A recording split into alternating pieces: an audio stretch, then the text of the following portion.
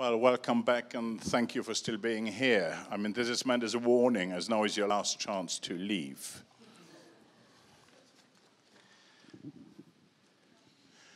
Firstly, I would like to point out that the words labor and employment are at the heart of the mission of the University of Applied Labor Studies in Mannheim.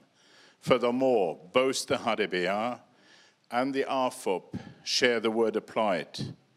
That means I do not live in cloud cuckoo land, in a state of absurdly, unrealistically idealistic and over-optimistic fantasy where everything is perfect or going to be perfect.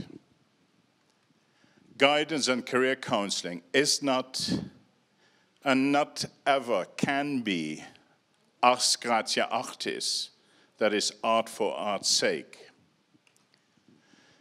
With my colleagues and friends, Andreas Frey and Bernd Joachim Echtelt, I had a few years ago already investigated the issue of guidance, career counseling, and social justice. As we all know, social justice is very much a loaded concept, not least because it is interpreted differently by different people. While some will insist on equality of outcomes, others will argue in favor of equality of opportunities. And just to illustrate how complicated an issue social justice is, some of my master program students found the concept of positive discrimination or affirmative action, that is the act of giving advantage to those groups in society that are often treated unfairly because of race, gender, etc., somewhat disturbing. So let me first read you a text you might still remember from your childhood. First, the dodo marked out a race course in a sort of circle. The exact shape doesn't matter, it said. And then all the party were placed along the course, here and there. There was no 1, 2, 3 and away, but they began running when they liked and left off when they liked, so that it was not easy to know when the race was over.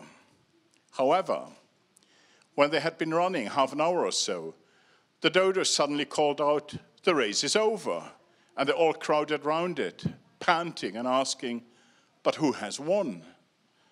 This question the dodo could not answer without a great deal of thought, and it sat for a long time with one finger pressed upon his forehead, the position in which you usually see Shakespeare in the pictures of him, while the rest waited in silence.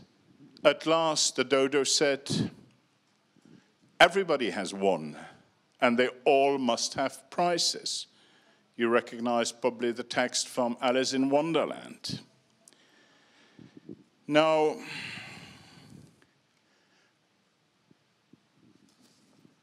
as we all know,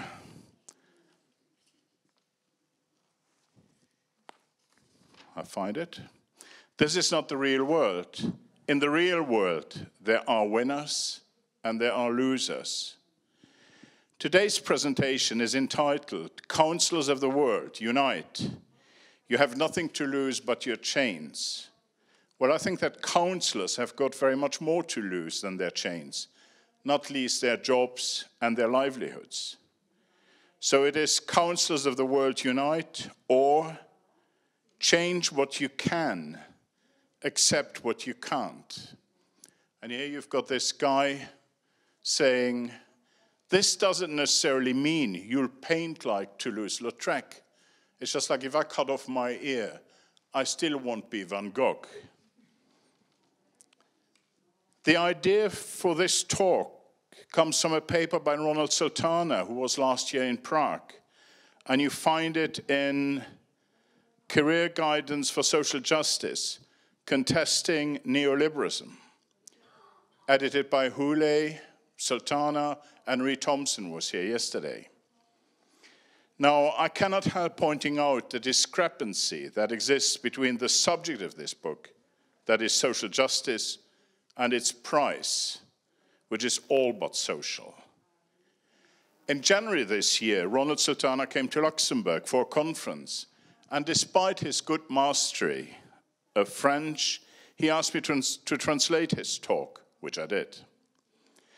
Now, not being a native French speaker myself, I asked a colleague who is a specialist in French literature to go over my text. Her reaction was unequivocal. "What a load of bollocks." That means nonsense. She said, "This has got no relevance whatsoever for professionals in education and training who live in the real world." This got me thinking, and after consulting with Andreas Frey, the rector of the university in Mannheim, I decided to investigate whether counselors working in employment agencies would react in a similar way. I did so not least because Ronald Sultana argues, and I quote, that career guidance workers, like other citizens, should develop a thirst for justice.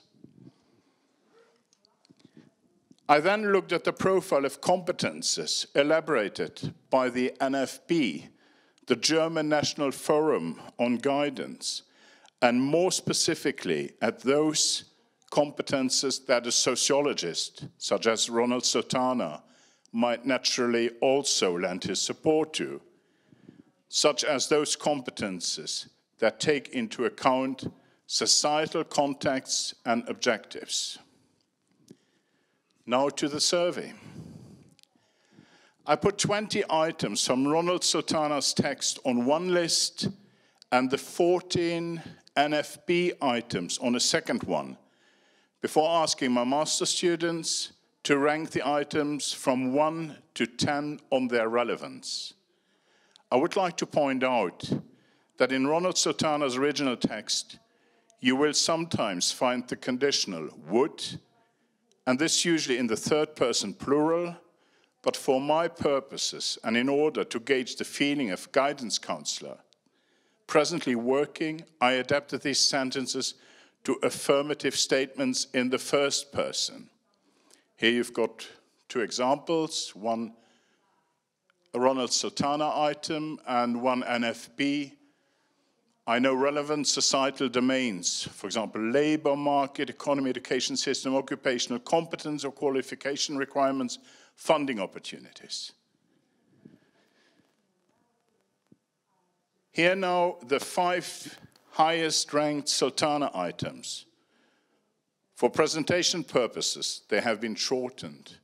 So you can see on top, I build up skills to become an advocate for marginalized people's rights, or I'm sensitive to the ways segmented labor markets may exploit various groups.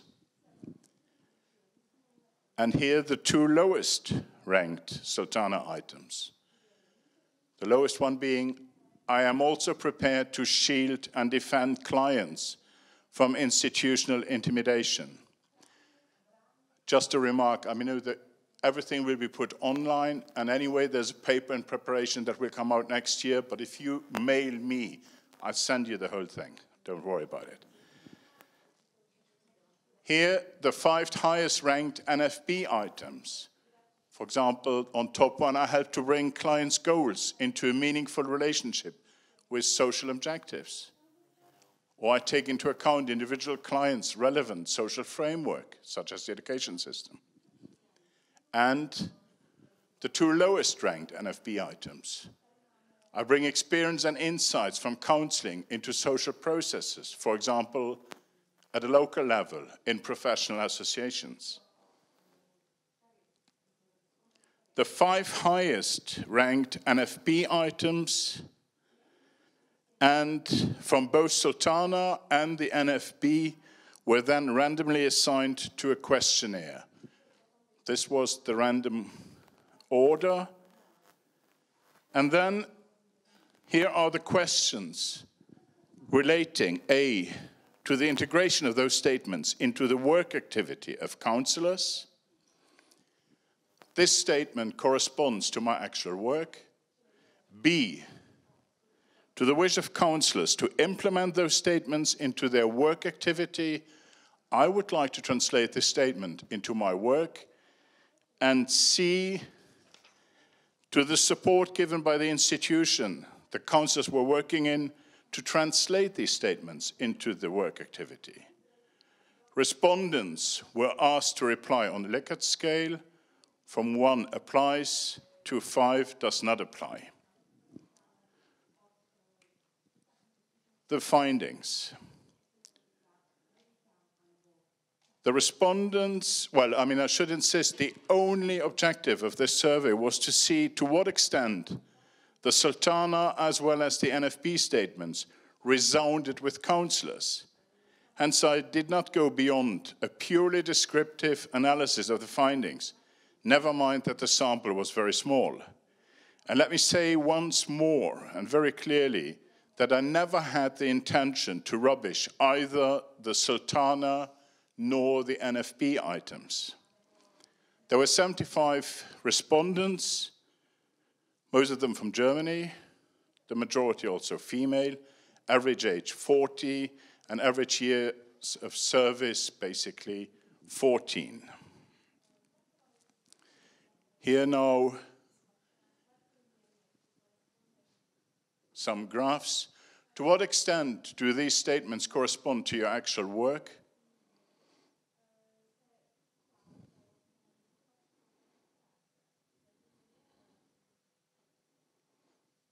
As I said, you can easily, if you mail me, you get them.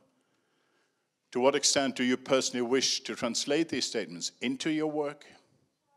And I just here went each time for the do so, applies, rather applies. So the 1 and 2. And the last one here, to what extent does the institution you work for allow you to translate these statements into your work? Look at the last item here. I learned to be the voice of oppressed people in the public sphere.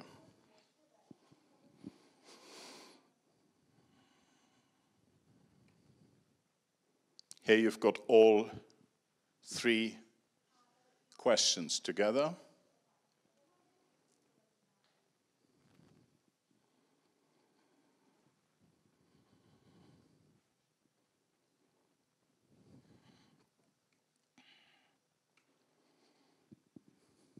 Here once more. What is interesting regarding the wish of counselor to translate, this is first the correspondence. I think if you look 86, 86, 83, that's very positive. And it's not surprising really that, the NFP items come first. And obviously, I learned to be the voice of the oppressed people in the public sphere. It's pretty tricky if you're a civil servant and if you're even in private industry. Here, it is interesting to see that the wish of counsellors to translate these statements into their work practice is that the percentages observed range from well above 50 to up to 90 plus. So counsellors do seem to have a genuine wish to implement those statements into their work practice. And even if the data regarding the support from the institutions to translate these statements into their work practice lags behind the counsellor's own wishes to do so, the overall picture is actually quite positive. I must confess I was surprised by the results. I didn't expect it. So what kind of conclusion? Well, as the sample is very small, I may at best come up with some indicative, tentative conclusions. The fact that the counsellors were identifying more strongly with the NFB items did not really come as a surprise, as these statements describe professional competences guidance counsellors should actually have. At the same time, it was nevertheless reassuring to see that the Sultana statements, which I would label as personal competences or attitudinal qualities, did actually fare quite well, with the exception of being the voice of the oppressed people in the public sphere. So I'm very happy to say loud and clear that what Ronald Sultana has written is not, I repeat, not a load of bollocks.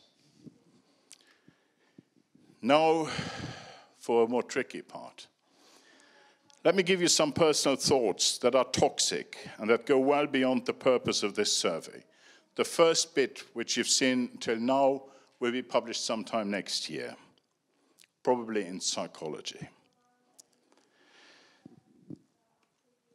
It may not be all that fashionable to say so, but I believe that guidance and career counseling still is a luxury, not least because its provision still is very sparse in many countries and even very unequal in quite a few so-called developed economies.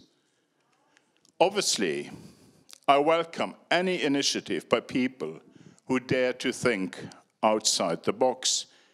You see here the master saying to his cat, never ever think outside the box. But blue sky thinking alone is not going to move us forward. Nevertheless, I'm convinced that change is urgently needed. Ich weiß nicht, ob es besser wird, wenn es anders wird. Aber es muss anders werden, wenn es besser werden soll. I cannot say whether things will get better when they change. But what I can say is that they must change if they are to get better. So I was quite relieved when the focus of the 2013 IVG communique emphasized social justice, moving away from an earlier economic stance. The IVG appeals to providers, practitioners, academics, and policymakers to increase their efforts by embracing social justice as a core value that guides their practices. And yet, I have nevertheless serious doubts not only on the impact counseling might have in promoting greater social justice, but in our ability to do so. I am not, I repeat, I am not an educational or a counseling Darwinist, even if I do not believe in the noble savage. And as I do not see the world through rose-tinted glasses, I very reluctantly have to agree with Émile Cioran that as humans, we resent everyone who run at our side, who hamper our stride or leave us behind. In clearer terms, all contemporaries are odious. Furthermore, and looking beyond human nature, there are not that many reasons to be optimistic when you read in Career Guidance for Social Justice that this new active life design intervention cannot refer to the existing forms of work within the dominant economic models. Their reference must be to a world that is still to be built. Now, I'm known to be quite skeptical of life design, and I found this, to put it mildly, somewhat amusing, not to say insulting, as firstly, there are not enough career counseling workers to go round, full stop, regardless of their approach. But furthermore, I cannot help feeling that inventing a fantastic tool that regrettably does not work, or does not yet work, because the object for it to work on has not yet been invented or created, is frankly utopian. That is, it does not go anywhere. So dear life designers, I don't know what drugs you're on, but please, I want them too. Obviously, I fully subscribe to a humane and decent work, but to a great many people, work is foremost not about the nature or the quality of work they do, but simply about work, full stop, simply about having a job, simply about still having a job.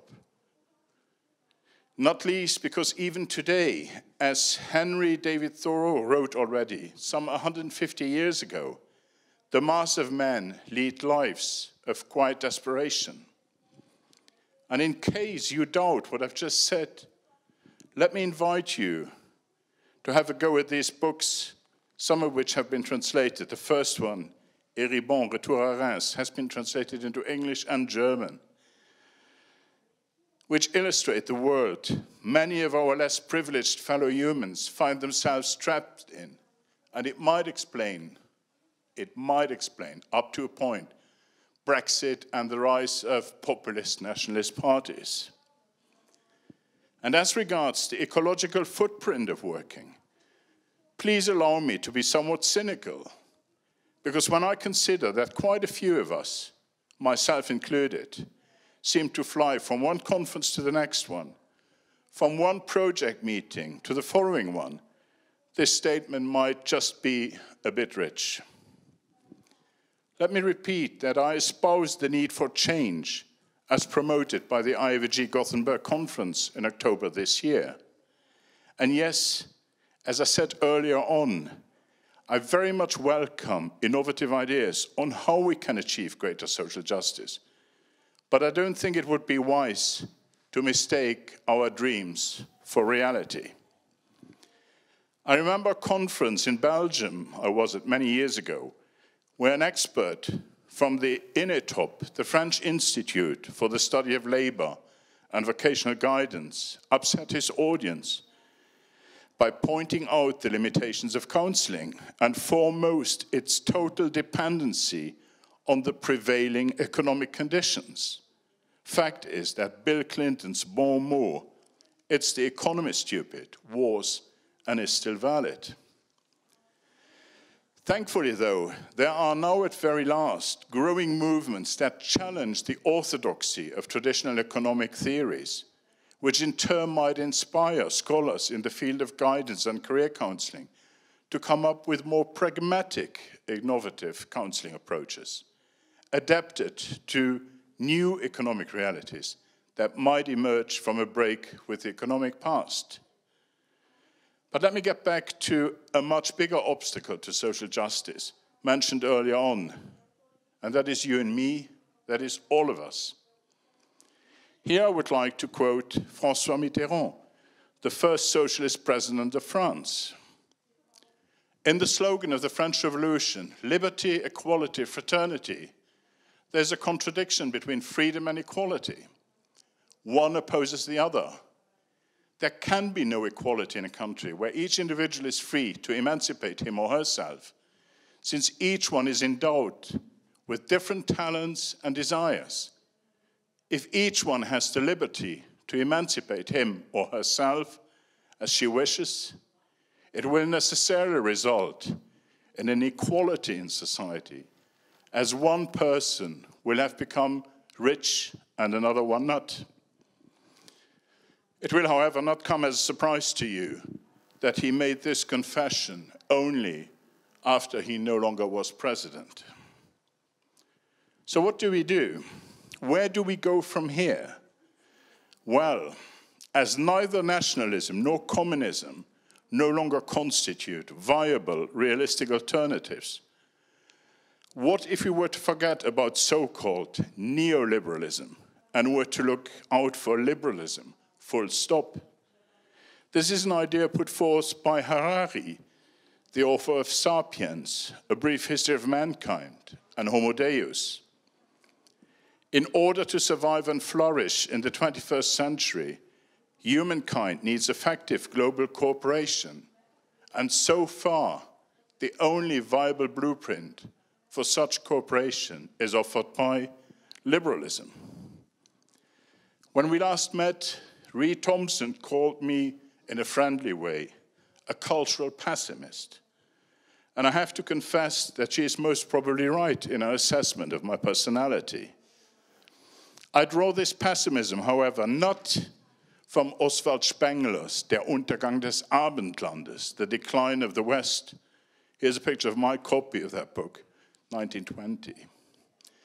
But more from more recent publication, such as The Age of Anger, which has made me realize that the peace, the democracy, the prosperity, and the respect for human rights we have been enjoying for some time now in our part of the world may very well be no more than a blip in time. Or Jean-Pierre Dupuis, pour un catastrophisme éclairé, quand l'impossible est certain, for an enlightened catastrophism when the impossible is certain. I cannot help feeling that mankind is faced with an irreversible deterioration of its survival conditions. And regardless of whether the tipping points towards disaster will remain invisible until we have passed them, or whether we have already passed them, what was once considered impossible is now certain. In the meantime, we stubbornly continue and refuse to believe what we nevertheless know all too well. In order to kickstart the ecological transition, the French government recently decided to raise petrol prices, leading to widespread protests throughout the country. A protester was explaining to the journalist of Libération, a newspaper, why she was opposing this policy. And I quote, "The future of my children comes before the future of the polar bears." Well, maybe somebody ought to explain to this lady that the future of her children isn't going to be all that great either, once the polar bears will have become extinct. To tackle the looming disaster I'm very much afraid we're heading into, we have to accept that such a catastrophe is more than just a future that might occur. I'm convinced that without profound changes to our lifestyles, to our economic model, and to our social practices, it is unlikely that we, the humans, will outlive the upheavals of the 21st century. And in that case, guidance and career counseling will be the least of our worries.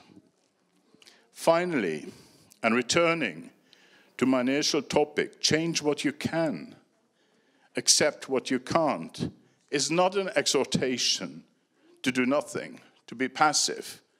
On the contrary, to me, change what you can is an encouragement to try and to be more imaginative, while accept what you can't is at the same time my personal way of taking shelter in some kind of protective fatalism you also find in Goethes Faust.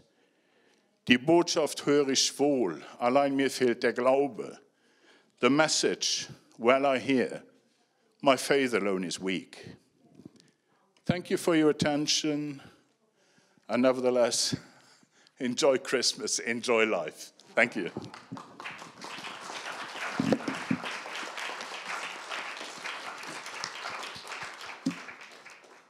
Děkuji. Ještě čas na nějaký závěrečný komentář od vás, jestli něco máte.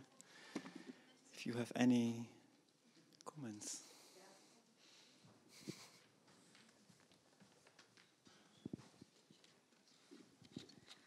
Dobrý den, já se chci zeptat vás, moment.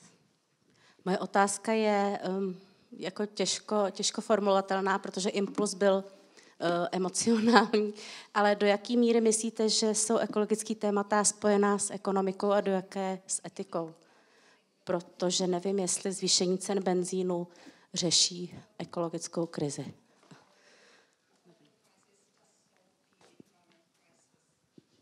So I didn't get the last bit. Could you repeat the last bit of your question? Sorry, because I touched the wrong button here. Jo. Moje otázka je, do jaké míry vlastně ekologická témata jsou témata ekonomická. Ve smyslu zvednout benzín pro lidi, kteří třeba dojíždějí autem do práce, a do jaké míry je to otázka etická, ve smyslu opravdu nějak asi jako fatálně měnit normy fungování vůbec společnosti, kde žijeme.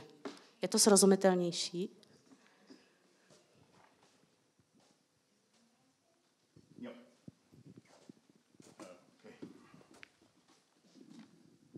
I think in the short term, yes, raising petrol prices might be a solution. But it's only going to work if we all do something. All of us, and all the different countries in all the different parts of the world. It's just like, Luxembourg, like other places, we're always accused of, being tax paradises. I can tell you, I don't have shares, I don't have obligations, I don't have anything. But Jean-Claude Juncker always said, you do what you want, but then money is going to move from Europe to Singapore, to other places. You're not going to solve the problem by having a go at individual countries or even at unions. I think we really need at one point some kind of world government. We will not be able to do otherwise. I know the approach has got to be philosophical. I get very angry when I hear my contemporaries in Luxembourg say, why should we pay extra taxes? Why should we go green? I mean, in Luxembourg, we're only allowed to build passive houses that are not supposed to use any energy or not a lot, when at the same time the Indians and the Chinese go on polluting like mad. Yes, they go on polluting like mad, but they've got some catching up to do. Because if you look per capita, how much an individual Chinese or Indian pollutes, that is not a lot by comparison to what we do. I struggle to be an optimist. I'll be very honest, but I'm a cultural pessimist, there's no doubt about it. I struggle. And I remember when my daughter was born, I said, well, I hope she's going to get through life without any war. And I was ridiculed. And a couple of years later, we had all the trouble in what used to be Yugoslavia. I'm not Donald Trump. I don't believe in the world being a terrible place, or I think it's a beautiful place. But I think we're, in plain English, fucking it up. Big style. And I think we really all have to go for a change in lifestyle, in everything. I can't see it happen, though, because, you see, I said this morning, I was born at the right time in the right place. Had I been born, let's say, Sudan, there's nobody from Sudan here, so I can say that, I would be history, for health reasons, for all kinds of other reasons. If I had been born even in another country in Europe, my life would have been very different. It's not my merit. And I'm part of that generation that just simply has benefited and profited from a state I have actually not contributed to a lot, not myself. And we've all had politicians and governments and unions who told us, well, the next generation is still going to have it better. Now, how many TVs do you need in your home? How many cars do you need? How many shirts do you need, and so on? I'm downsizing now. I can tell you, I can't believe it. All the rubbish, all the stuff I've got. The only thing I treasure is my books.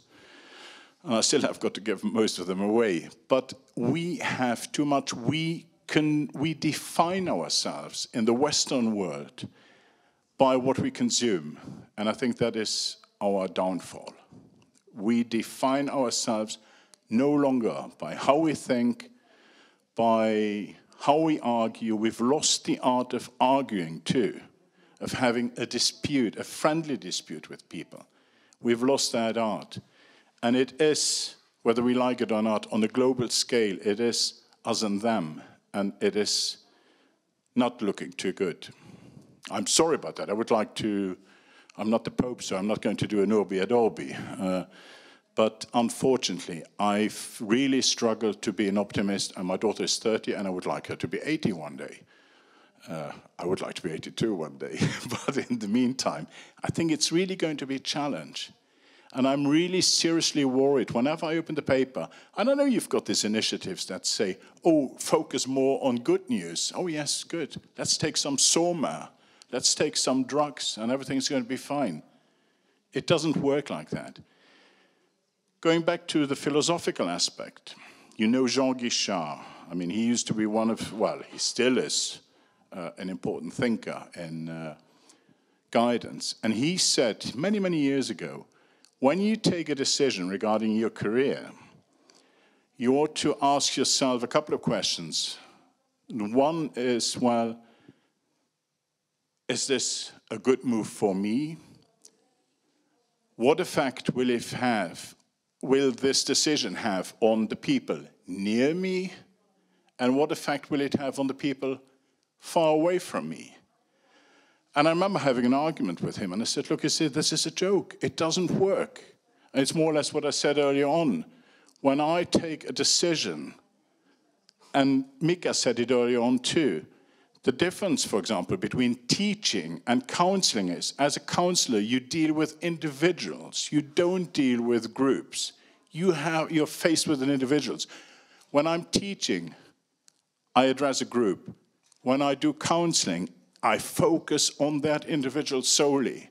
And I think it's an illusion to believe that I can ask him, look, you see, if you leave now, you see, your community is going to be devastated. If you now leave now, you see, it's going to have an effect somewhere in Africa or South America. The world doesn't function like that, and we don't function like that. And that is why I'm not all that optimistic. I think we would have to reinvent the common good, and I don't know how to do it. We would have to reinvent the common good. I said this morning, I do a lot of, I don't know whether I said it to you here. I do a lot of charity work. I mean, you know my size. And I can tell you, I need a VW engineer to fix my scales. But I do a lot of cooking. I do a lot of charity cooking. Up to 180 people. I make regularly 4,000 or 5,000 euros for charity. And it brings together all kinds of people. And I think that is good. We've got to reinvent the common good at a local level, at a small level, and then maybe enlarge it, or create multipliers. But otherwise, I really do believe we're heading into the wall.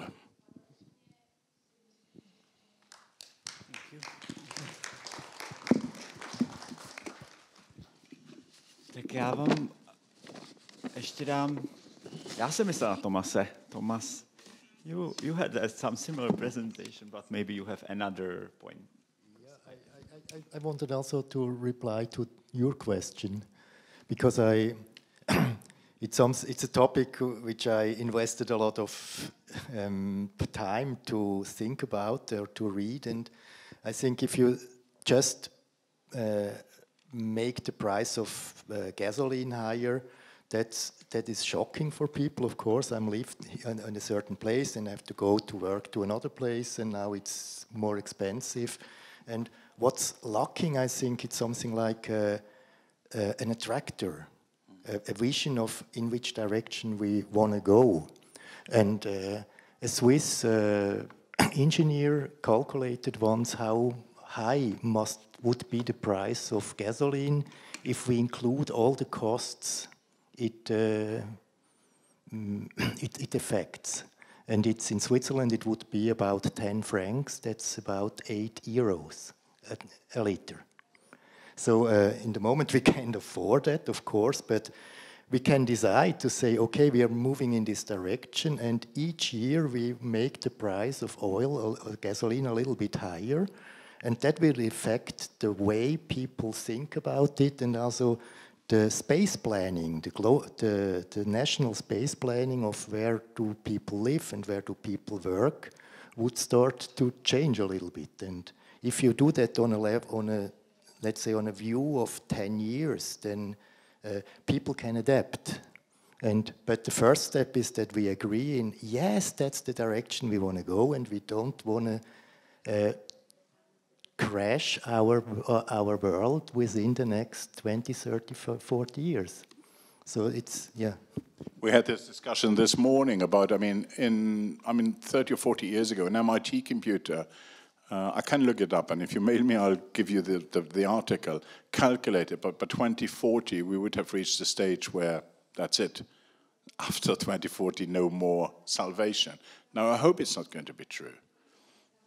I don't know, and I agree with what Thomas just said about you've got to give people incentives, and I do not believe in the electric cars. Batteries are not very environmentally friendly, and if you have an electric car, well, look into what it takes to produce a battery, and currently batteries are all but great.